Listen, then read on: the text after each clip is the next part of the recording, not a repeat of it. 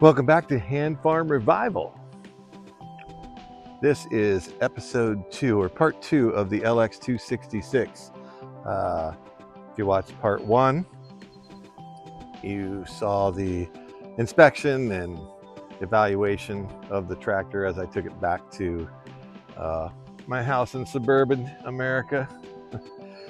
And this episode, we're going to dive into getting the engine serviced and dive deeper into that, fix the battery and get things ready to go so we can determine if we're going to take the next step.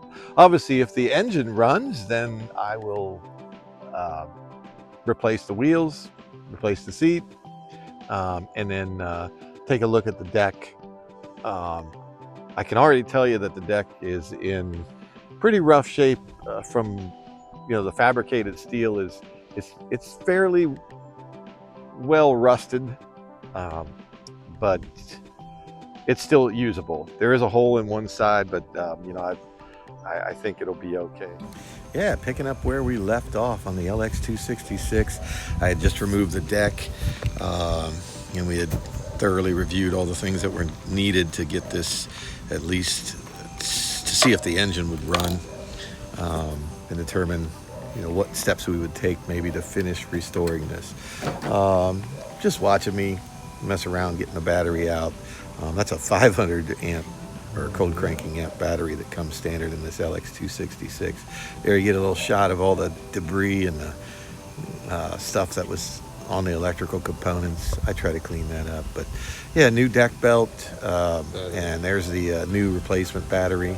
We're gonna put that on and try and get this motor running in this video. Look at here, it's a shot of, you can see the air starting to leak out of the tires. I mentioned that several times during this build. You'll see it. They flatten as I go through this. Had to keep pumping them up. Had to do that to get the deck on and off. But yeah, here we are getting ready to put the new belts on. After, if you see that high pulley up top there, as I give you the routing of the belts, those pivot arms right there in the center were just seized, and I had to really work those to get those loosened up so the deck tension and everything would function like it's supposed to. But yeah, throwing this belt on and sliding under the pulley. I thought I was going to be cool here and show you what not to do. There's my little no. I don't know. I thought that was necessary because it's real easy to, when you slide this belt under that tension or that idler pulley, it's real easy to confuse which one goes under it if you're not paying attention. So there's that. Once you get it routed, you just got to get it over that one pulley. The pulley just put some tension or compress the spring or extend the spring a little bit and slide it on there. You just see the pulleys are moving freely. No need to replace any spindles or anything there. At least that's what it looks like for now. And now we're going to move on to cleaning up the battery terminals. I'll let you watch that for a while.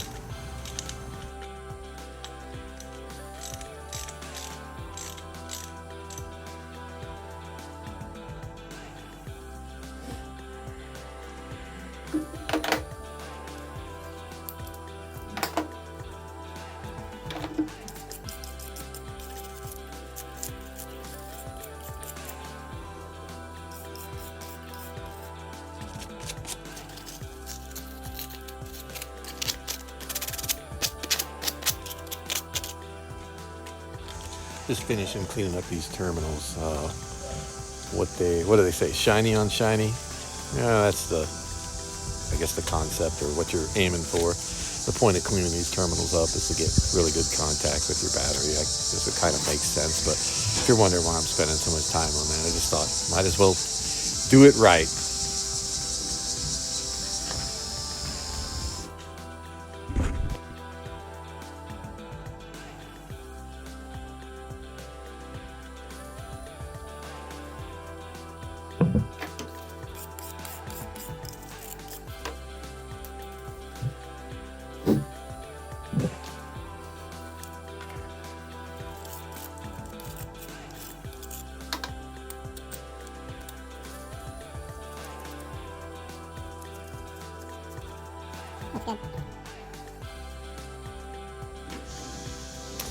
Okay, moving on to drain the oil out of this tractor. Yeah, the oil was very thick, very dark black, and had a few chunks in it. So clearly necessary. Very slow process. The oil was thick, so kind of had to wait. I sped it up as much as I could here for you.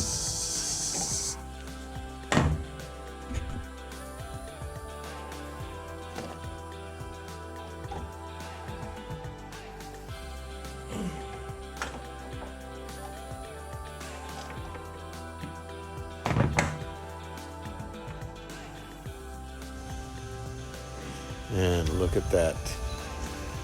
Pure crude. Nasty stuff.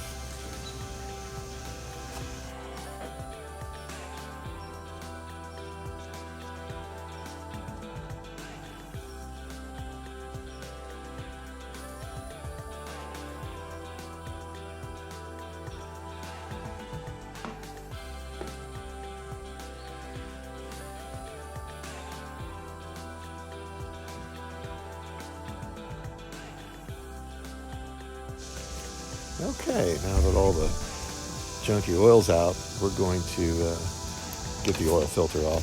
So much easier. There's this plastic panel on the side. There's just 2 screws and 2 tabs that it sits in the frame of the tractor. It just comes right out. Give me an opportunity to look at some of these wiring harnesses and see that one that's all covered. It's got some fur on it, some dust, just some gunk on it. I tried to clean up some stuff as I moved along here. But yeah, it makes it real easy to access the filter. You can get good grip on it with either your hand or if you have a filter wrench like this one. It comes right off. This filter wasn't on tight at all, so it just comes right off.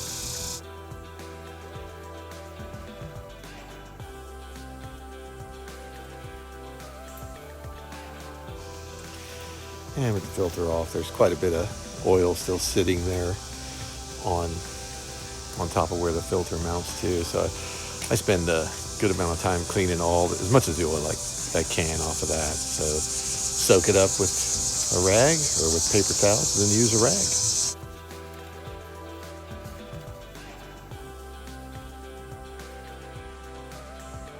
Bounty's a quicker picker-upper.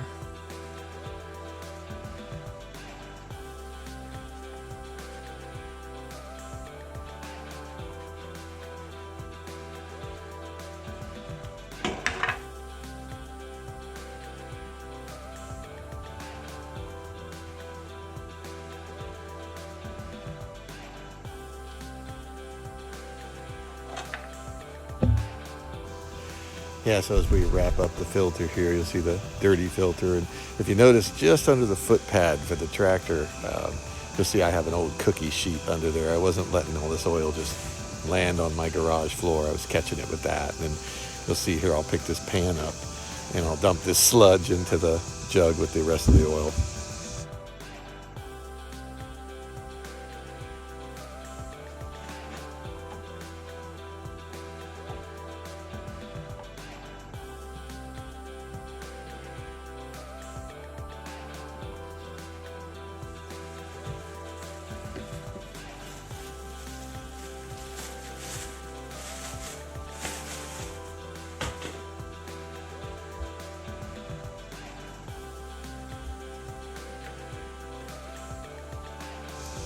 And so as we're done with oil removal, now it's time to break out this kit.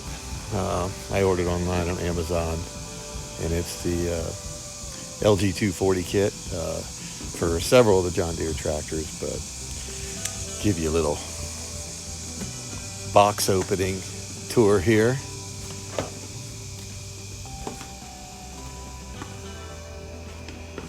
Of course, it's going to come with 2 quarts of the turf guard. Probably 10W30, I would assume. That's pretty much what goes in all these 4-cycle engines, or most.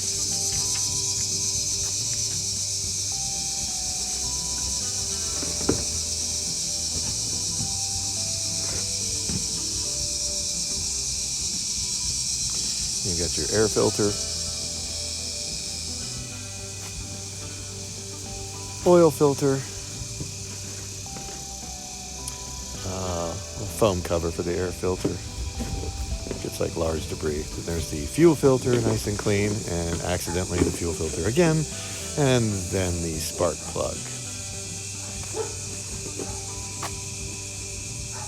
So before I do anything, next I do want to remember just put a little bit of fresh oil on the gasket for the new oil filter.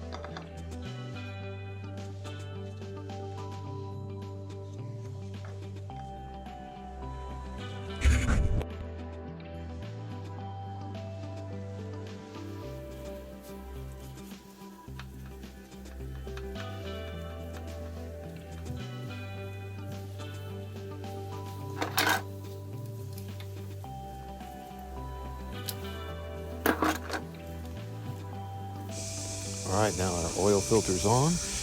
Time to reinstall just a plastic guard that was over here. There's two tabs, they fit right there in the frame. And throw this thing on. Fire in the two screws.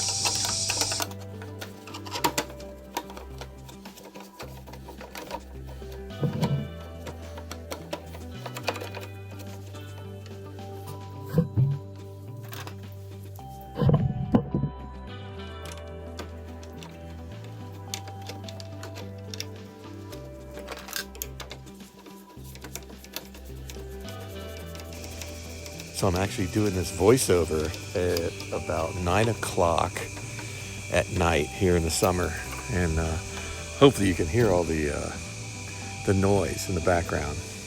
Critters, tree frogs, I don't know, cicadas, crickets, you name it. Enjoy. And now we're going to remove the hood. Got to disconnect the headlights. You don't want to rip those out. So real simple, just a plastic clip, disconnect the headlights, connection, and then once you do that, you just kind of tilt this hood in, and it slides right out of the two little receivers on the front of the frame. These hoods are super brittle, like super brittle. I mean, anyone who's had one of these, that's one of the criticisms of these tractors is those hoods are just they crack and they break and whatnot. But this one's in pretty decent shape. We're going to move on to the air filter cleanup. I really enjoyed this part. It was filthy, as you can see when I pull this off. Had all kinds of debris in it. I believe it looks like the mice had gotten into this and had chewed a little bit of the foam around it. When I remove it from the tractor and I lift it up here briefly, you can see it just looks like they were either clawing at it or right there on the, see how they're tearing that up. I'm assuming that's what happened to it. I can't think of any normal operating factor that would cause it to look like that. That looks like critter disaster is what that looks like.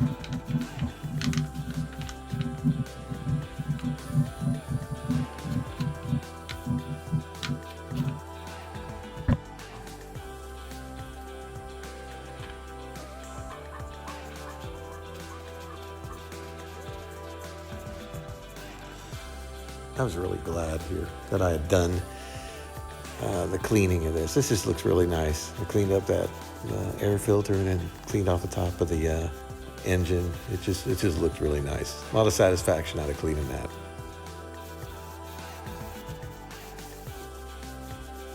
So that's clean, but oh, holy shit, look at this.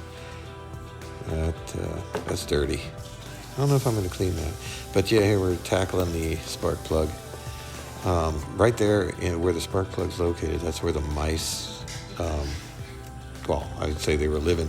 I found a ton of what was their nest in that, and I was quite shocked that they hadn't chewed any of the spark plug wire.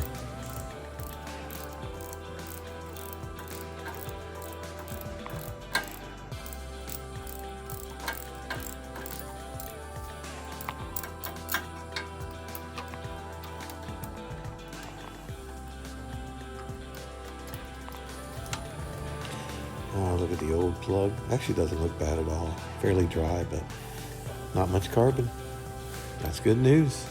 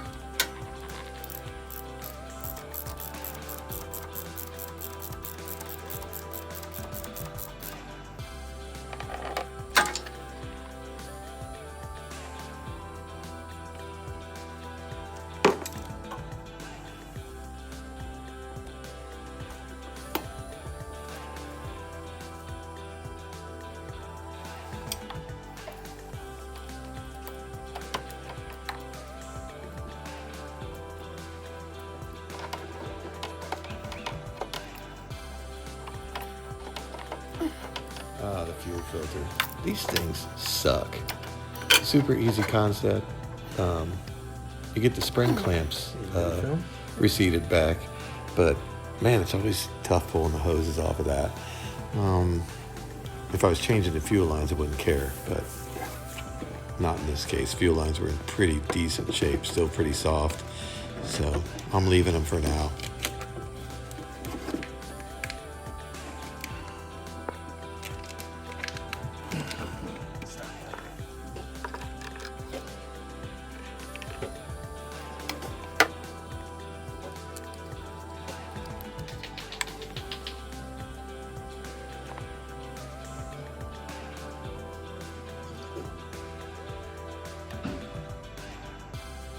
We're topping off the oil, and now it's time for the battery installation. And right now I'm getting really amped up about seeing if this thing will start and run. Just something satisfying about seeing that brand new battery in there, clean terminals.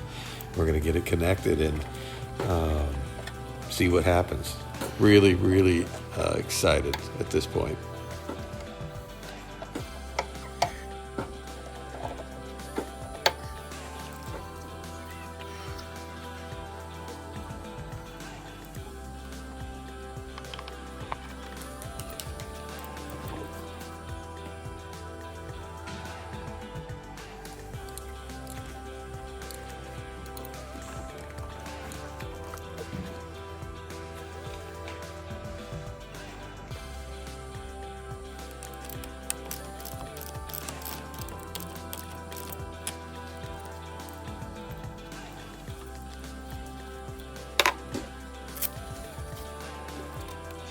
right, we've got the positive terminal on.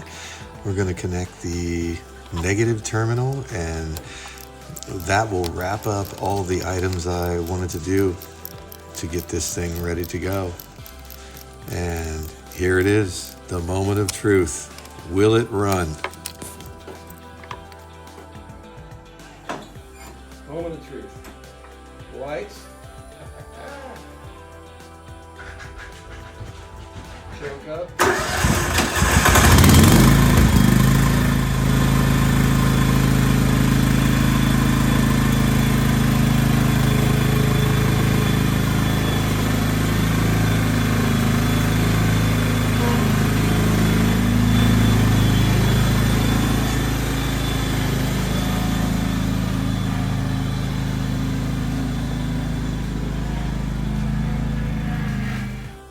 All right, everybody, thanks for watching part 2 of the LX 266. So happy we got this running.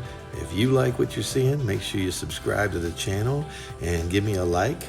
Otherwise, stay tuned for part 3, where we fix these tires or get new tires and refurbish the deck and put a seat on it. Thanks again. Little added bonus here for you. A lot of people have asked, are you ever going to start working on the farm? But yeah, I figured I'll show that to you. There will be a full tour video as you take a look at Carrie and Rocket here and the main house on the farm. I'll pan around real quick and you guys can take a look at the outbuildings. It'll be brief, so don't blink, you'll miss it.